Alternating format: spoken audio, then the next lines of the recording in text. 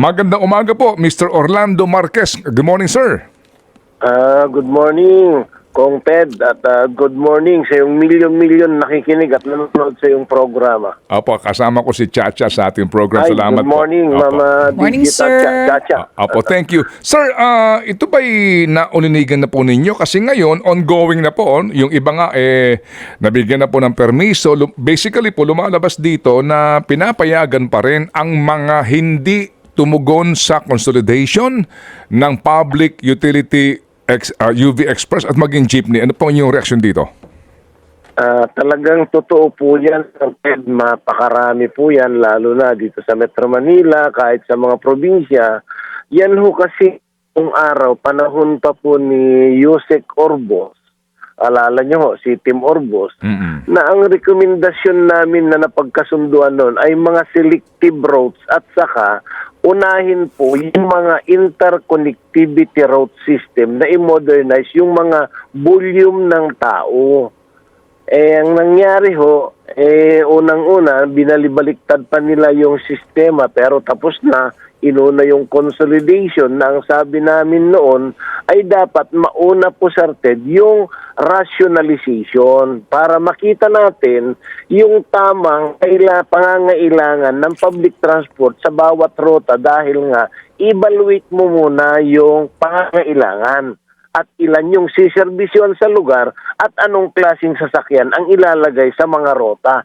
Yun ho, kaya ang nangyari, inuna po nila yung consolidation. Kahit po ang ating committee, chairman ng transportasyon na si Congressman Romeo Acop, yan din po yung kanyang obserbasyon na yan po yung sinabi niya sa hearing. Binalibaliktad nyo kasi yung regulasyon, sabi niya. Tapos yung mismo na planning, yung route planning, yung RMC, dapat ko sa DOTR na mahala, ang ginawa, ipinamahala doon sa LTFRB. Kaya ho, talagang ako ho, hindi naman sa nagdudunong-tulungan tayo, Sir Ted, kaya nagkaroon ho ng problema na malaki. Opo, problema na malaki. Ngayon po, di ho ba't, kung inyo ho maaalala, kayo mismo, kasama pang ilang grupo, nanawagan na. Total ho, nag-deadline na po dito ang LTFRB DOTR na manghuli na noong mga sinasabing kolorum ng babiyahe, di po ba? Alam niyo ho, yun po yung sinasabi ko, Sir Ted, na hindi patas dahil nga, paano mo i-consolidate? Dahil pag hindi kompleto yung number of units sa isang rota, halimbawa, wawalo, sisiyam, ang kailangan 15. Ayaw nilang i-consolidate. Gusto naman mag-consolidate. So ito po yung mga rota na talagang walang gilid kumbaga sa dapat po solusyonan po nila yan. Dahil hindi naman kasalanan yung mga tao doon sa rota nila na iilan lang silang pumapasada pagkatapos hindi mo i-consolidate. So ngayon, uhulin mo, hindi mo na papabiyahin. Di pinaralisa mo yung mga tao na nandun sa rotang yun. Opo. Ano ho ang... ito ho naman kasi sabi niyo ipanililiwanag ninyo, hindi naman ito mahirap intindihin Di ba? Tama ka, Sir Ted. Hindi mahirap intindihin kung talagang ipaunawa at ipaintindi. Lalong-lalo na, ito po yung sinasabi ko na ako ho ay inditiro din ako. Na kung binadgetan nila yung 4Ps na programa na napakaganda para sa mahihirap na tao, di ba?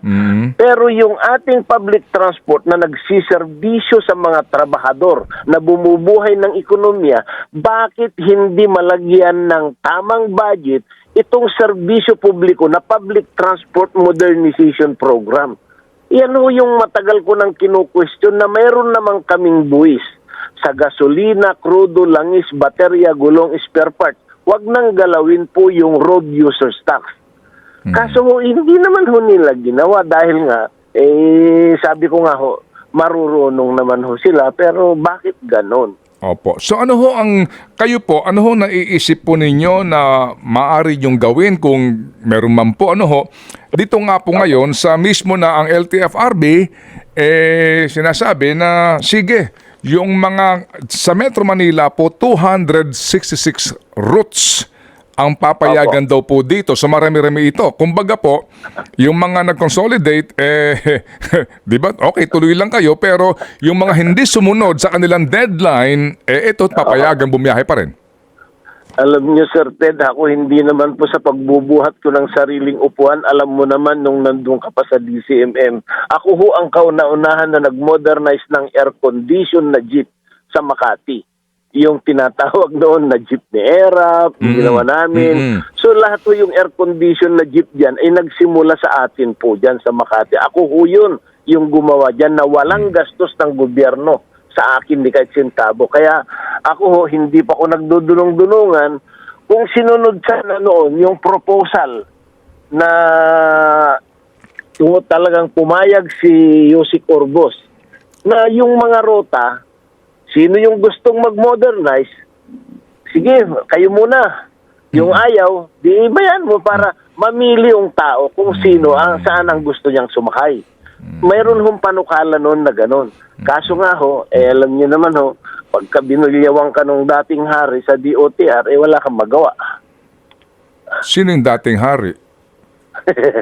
Sir Ted, hindi ko na pangalanan ho dahil tayo baka maka-technical tayo ho alam niyo naman ho. Opo. Talagang, Sige. So, sir, ano ho ito sa binabanggit nyo?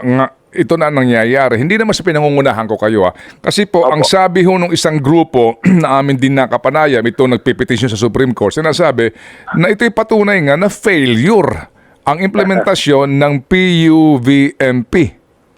Alam nyo, sasama ng loob ko dito, Sir Ted, dahil nga yung jeep na ginawa ko na pasado sa tinatawag na PINIS compliance, tapos ginawa nila na modernized jeep, ako po ay hindi napanganak na napakatalino.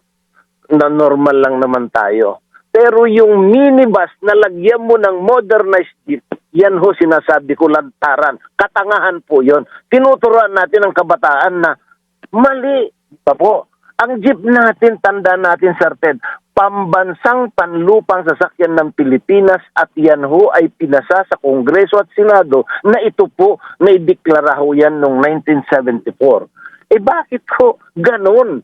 Na modernized jeep, minibus naman, hindi man lang ginalang itong pambansang panlupang sasakyan ng Pilipinas, pero sa nakita niyo po, Sir Ted, na modernized na mga nakalagay na jeepney ay minibus, yun ho yung hindi ko kayang lulukin. Opo. Pero dito nga po ngayon, sa pagpapatupad nito, iyan po yung separate issue, dito po, panghuli lang po sa akin, dito po ngayon, sa nangyayari, no? Na nag-deadline, nakailang deadline, tapos nag-final deadline, yung pala naman, hindi pa huli.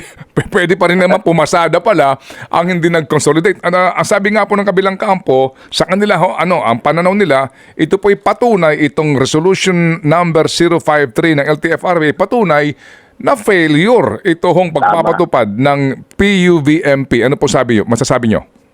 Ako po, tama po ako dyan dahil nga unang-una ho, inamin nila dahil bakit naman to hindi patas, di ba ho? Kung ginawa sana nila ho, yung sinasabi nila na modernization, pangkalahatan, unang-una ho, yung ginawa nila na yan, pag-amin po yan, yung MC na yan, yun na lang pong tinatawag na yung automatic per increase na ginawa din ng LTFRB, hindi rin po nila iginagalang yan. Kaya yan ho ay marami hong mga dapat pag-usapan dahil po talagang ang nagdudusa po dito ay taong bayan. Kaya sana ho, Sir Ted, sa tulong niyo ho, ay malaki ho ang dapat pag-usapan na ang aking rekomendasyon. Sana ho ay maglagay tayo ng tamang technical working group dahil kasi nung ginawa nila po ito, yung OFG na yan, wala hong tamang technical working group, yung Omnibus Franchise Guidelines. Sila-sila lang ho ang naggagawa niyan. Okay, sige po. So, okay tayo. Sige po. So, sir, salamat po na marami. Kami po muli ay makikipag-ugnayan. Sana nga po sa LTFRB dahil ang inyong panawagan, magkaroon po ng kumbaga parang baguhin na po yung pagpapatupad nito. At maganda sa inyo hayaan muna yung mga tulad ninyo na mag-modernize at bigyan ng choice yung publiko kung saan sasakay. Kasi mayroon tayong tinatawag na demokrasya. Kaya nga ang sabi nung iba, kagaya ko, sinasabi ko, parang nangyari, disgrasya yata yung demokrasya natin. Maraming salamat, Opo. Sir Ted. Mabuhay po kayo. Salamat sa inyong pagtawag sa akin. Opo. Good morning po sa inyong mga listeners po. Opo, thank you. po. Sa Ginoong Orlando Marquez, ang pambansang presidente po ng Liga ng Transportasyon at Operator sa Pilipinas.